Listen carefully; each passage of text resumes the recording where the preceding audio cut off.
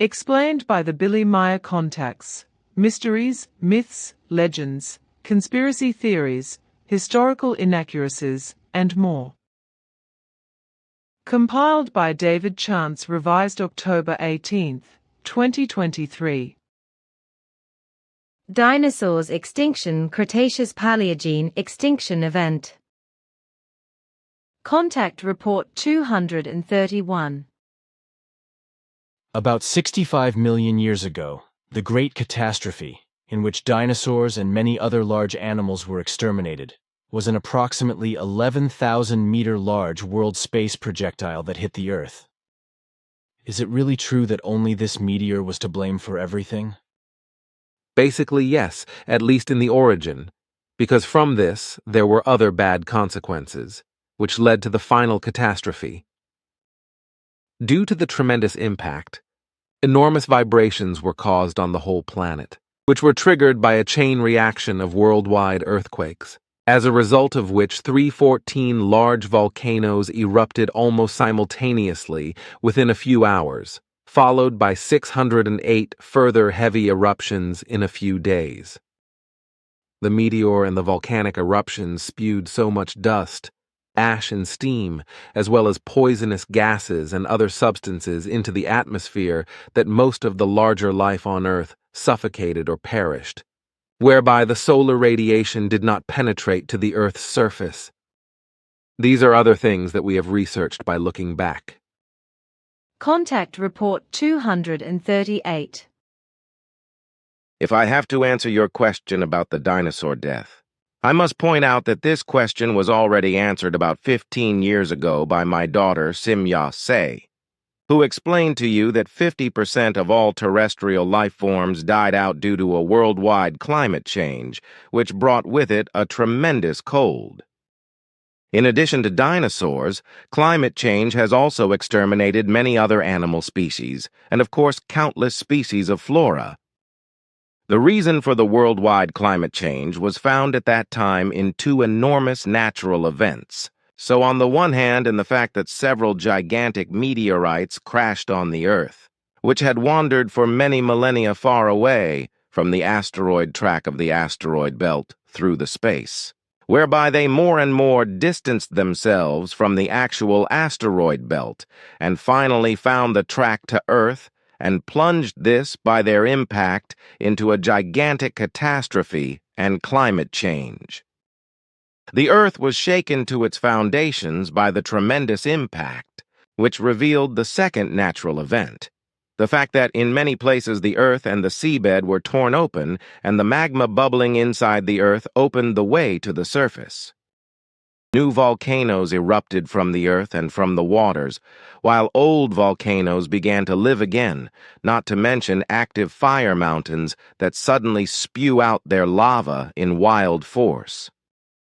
It seemed as if the Earth was going down, as if around the world hundreds of volcanoes with unprecedented force spit their glowing earth and rock masses and smoke, sulfur vapors and ash high into the sky, whereby within a few weeks the firmament darkened and became one with the gigantic dust cloud which had developed by the meteorite impact and which had already darkened to large parts the sun. By the many hundreds of volcanoes and earth chimneys raging with primeval force, and by the dirt, soot and dust particles hurled out, a world-encompassing, dense and opaque veil developed, which suffocated and destroyed 50% of all life among itself. And when was that about? It took place roughly at the turn of the Cretaceous-Tertiary period. Doesn't this correspond to the time before 60 million years? About 5 million years later, about 65 million years ago. Contact Report 250. My next question relates to very early events on Earth, namely meteorite and comet impacts. I am especially interested in those events that belong to the Chalk-Tertiary boundary, so about 65 million years ago. You once explained to me that, at that time at least, one large meteor crashed into the Mexican basin of Yucatan, and thus, near the same peninsula in northern Central America between the Gulf of Mexico and the Caribbean Sea, and triggered that worldwide catastrophe, which then extinguished the dinosaurs and all larger living beings. I myself explained these early occurrences to you, but I only spoke of this one small planetoid or meteorite, which had a diameter of 10,000 meters and exploded when it touched the sea surface and a part of the landmass of the peninsula. At that time, this was not the only great meteorite that hit Earth, but it was only one of a chain of 48 larger, and smaller space projectiles, which flew in a line one after the other towards Earth and hit it. An 11,000-meter diameter lump drilled its way, exploding into the Atlantic Ocean at the north coast of America at a speed of more than 100,000 kilometers per hour. Only hours later, the next impact followed in today's state of Iowa, USA, which led to the Manson crater known today. According to our estimates, the relevant object from outer space was about 200-300 meters in diameter. Gradually then, and within about 20 days, the remaining small and smallest further meteors crashed to Earth, creating a few more small craters around the world, but they were not significant. In Yucatan, the crater measures about 170 kilometers in diameter, if I'm not mistaken. You are not mistaken. Contact Report 411. Already 3 million years earlier, before the dinosaurs were destroyed by the big meteorite of 11,000 meters, that is to say, it was an asteroid from the asteroid belt, like various other lumps that crashed into the Earth, in the area of today's Yucatan and created a crater about 180 kilometers in size. It happened that about 330,000 years earlier, at exactly the same place, a first asteroid of about 6,700 meters in size struck, which already caused devastation and shook the Earth, causing many volcanoes to erupt. The first asteroid's fall triggered several huge tsunamis, the largest of which reached a height of 300 meters. However, the second impact of the 11,000-meter asteroid also produced several tsunamis, the most powerful of which reached a height of 490 meters and took its fatal course at around 800 kilometers per hour.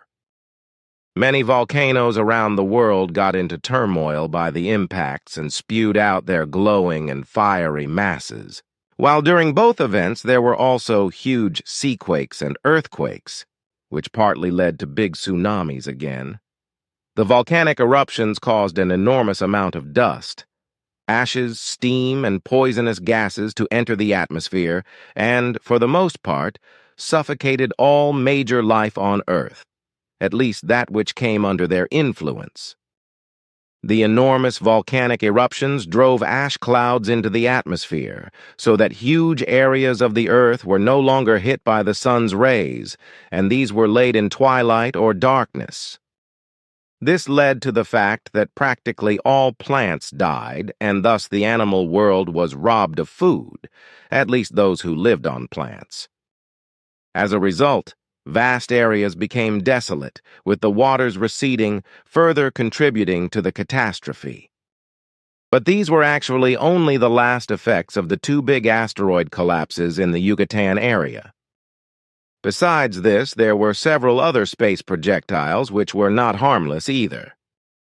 But the ultimate reason for the final extinction of the dinosaurs were the catastrophic effects caused by the large meteorite or asteroid that hit the Earth about 65 million years ago near Yucatan. Of course, the process of dying was not immediate, but lasted for a number of years, depending on how nature and the climate changed. It must be said, however, that even without the two space projectiles, the dinosaurs would have become extinct, because before the great catastrophe occurred some 65 million years ago, a strong climatic change process had already been taking place for 3 million years, and entire animal populations had already fallen victim to it. All genera and species of dinosaurs were also affected by this, so in the end they had a history of dying for about 3 million years. If they had not died out gradually over time after the great asteroid catastrophe, they would otherwise have died out within the next 500,000 to 600,000 years at the latest. So the catastrophe began 3 million years earlier, when the climate began to change in such a way that life once again began to change and a new evolutionary process began. This affected all dinosaur genera and species in such a way that they slowly but surely became extinct, as was the case with various other large animals, which were no longer able to cope with the climate and environmental conditions and also found less and less food. So, then, the dinosaurs and other large animals did not die by fire rolls caused by the meteoric fall, nor did they die frozen to death by freezing cold or acid rain, etc., as certain scientists claim. No, it was other deadly combinations that were caused by the various circumstances of global climate and vegetation change, etc. So, then there was not the same event that I know happened 500 million years before the dinosaurs died, when a catastrophe came upon the Earth, in which many huge volcanoes around the world were extremely active and caused global warming, leading to climate change on a huge scale, and millions of years later, dinosaurs and other giant creatures emerged. That is correct. Contact Report 456. Although we have talked about it several times, it was always done unofficially, even with Chicxulub.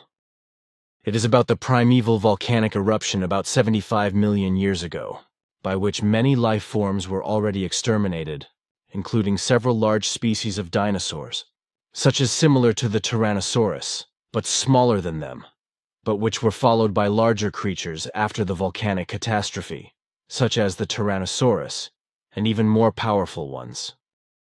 These were then again wiped out by an enormous catastrophe, when a huge chunk from the space of the world crashed onto the Earth and hit a huge crater in the Gulf of Mexico, in addition to the fact that various large and small volcanoes erupted worldwide as a result of the impact, which completed the catastrophe and affected the whole world, which happened about 65 million years ago. That is what our earthly scientists have found out. But they seem to know nothing about the volcanic catastrophe 75 million years ago. At least I have never read about it or seen anything on television. Only after this catastrophe, so you said, the actual giant dinosaurs emerged, which were then exterminated by the great cometary impact. Unfortunately, I no longer know where the giant volcano was on the continent of America at that time, which 75 million years ago destroyed the life of that time, just like the dinosaur generation at that time. The area was where the state of Montana is today. Contact Report 544. If a large object, a large comet, meteorite, or asteroid crashes onto the Earth, as it did more than 240 million years ago, wherethrough indeed on the one hand the dinosaurs only came into existence, and these were then exterminated again about 65 million years ago, then there are of course worldwide catastrophes, through which practically all life is extinguished. Contact Report 555. You mentioned Yucatan and the Gulf of Mexico earlier, because something was missing in an earlier interview report.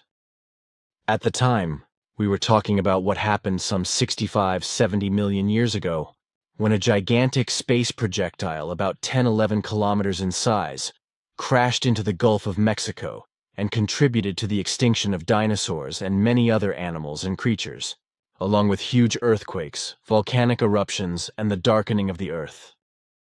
The question of whether this was an asteroid, a meteor, or a comet. Our research showed that it was an asteroid that caused the catastrophe. We call a body an asteroid if it corresponds to a loose and porous or halfway compact mass. Such asteroids originate, seen in relation to the Solar System, from the asteroid belt between Mars and Jupiter, from the Kuiper belt, from the Oort sphere, or from the depths of space, no matter whether such a body flies through a solar system or not. And if such a body penetrates the Earth's atmosphere, for example, or falls to the Earth, it remains an asteroid either way, and thus does not correspond to a meteor. The largest asteroids have a diameter of many kilometers, and they move, in relation to the Sol system, on elliptical orbits around the Sun. However, as already mentioned, asteroids are usually not compact lumps of rock, but loose and porous heaps of debris that are held together only by their own gravity. Contact Report 722. The cause was that a gigantic comet impact occurred in Yucatan, Central America, 66 million years ago, according to the Plejaren. Not a meteorite impact, as earthly researchers claim, which triggered an ecosystem catastrophe and wiped out all large creatures on the 2 American continents, and thus also the dinosaurs.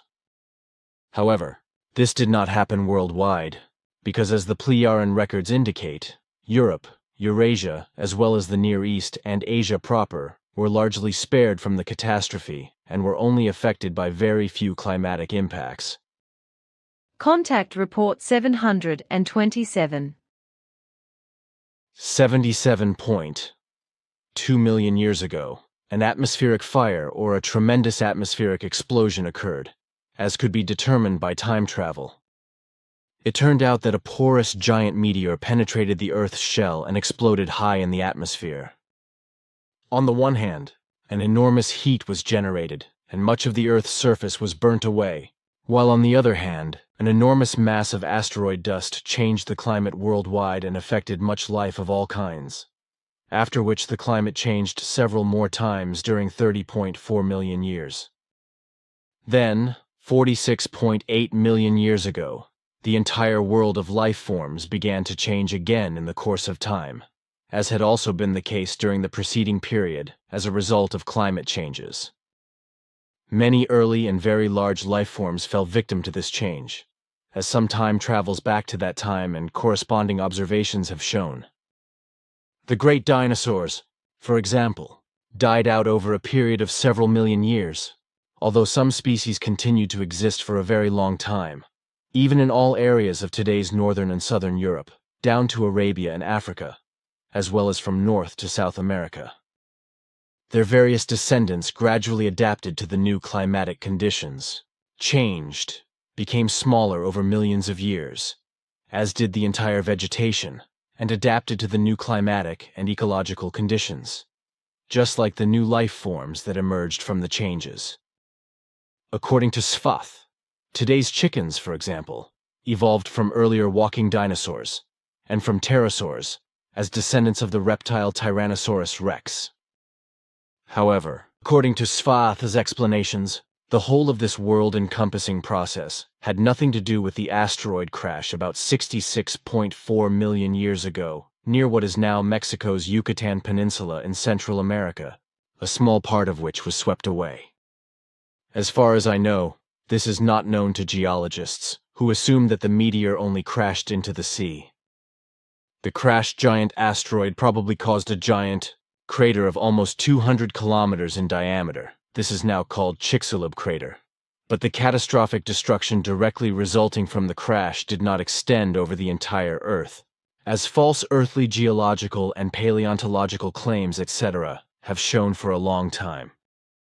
In truth, the direct area of destruction was just a little over 1,800 kilometers wide, and it was in this direct area that all life was completely wiped out and extinct. So also all the various dinosaurs living there, which, by the way, had habitats deep down into South America, as well as in the present areas of Africa, Arabia, and the ancient northern regions of the Earth, as Sfath explained. The geological, paleontological, and biological fantasies that the crash caused a worldwide extinction of all large and largest creatures, such as dinosaurs, etc., is absolute nonsense, because effectively only the direct area of influence of 1,800 kilometers was affected in this way. While outside this area, the giant meteor impact caused very severe damage, destruction, annihilation, and the death of living beings, but the severity of the impact steadily decreased depending on the distance from the source of the impact. As a result, only a gigantic tsunami swept across the Atlantic, because a large part of the comet had not fallen onto land but into the sea. But the areas to the east, what exists today as Europe and Eurasia, were only affected by weak impacts, and so there was little to no destruction, annihilation, and extinction of life forms anymore. The gigantic asteroid impact near Yucatan 66.4 million years ago only had a horrendously catastrophic effect on the ecosystems in Central America, while North America and South America as a whole were more or less affected, because the further away from the site of the crash, the more the whole thing weakened. And the huge amounts of dust that were supposedly thrown into the Earth's atmosphere by the crash, as our clever researchers claim, Svarth said that only a little dust was created from the small piece of land that was affected by the meteor's crash, because most of it fell into the sea. So also the sun did not darken for a long time, just as the temperatures did not drop rapidly and for a long time. What did happen, however, as Svarth explained, were enormous masses of water that raced hundreds of kilometers inland as tsunamis. A worldwide dramatic decline in species, as is claimed, also does not correspond to the truth, but only to fantasy hypotheses, because such an event only occurred on the entire North and South American continent affected by the meteor impact, because the impact had very little or no influence at all on all other areas of the Earth, neither on the ecosystems nor on the geological structures. So consequently, no geological changes occurred. Since only North and South America were affected by the meteor impact, the rest of the Earth was not affected, so neither animals nor plants were directly affected, so they did not have to recover from the effects of the meteor crash disaster, but were able to develop normally. Contact Report 829. Back then, when the dinosaurs existed, it was largely natural events that led to the disappearance of the great living creatures. At that time, by the way, even if it is vehemently denied by the great scientists and mad know-it-alls and insulted as wild fantasy, there were also human beings who, however, were not born here on Earth, but who actually existed, as I once saw on a journey back into the past with Svarth. Aha! So you are researching what all went on in your father's day? Yes. Through that, I also found a fossilized excrement of a human being there, which is called coprolite on Earth. When I examined it closely, I was astonished to find that the excrement was 74 million years old. You have traveled together very far back in time, much further than only 25 million years ago. Yes, that was very interesting for me, because that is how I learned a lot of things that had already happened at very early times, when no Earthlings had yet been created on Earth through evolution. And it is to be said that in those early times many things, indeed many things, were quite different from what the all-knowing ones of today claim, precisely those who concern themselves with the past.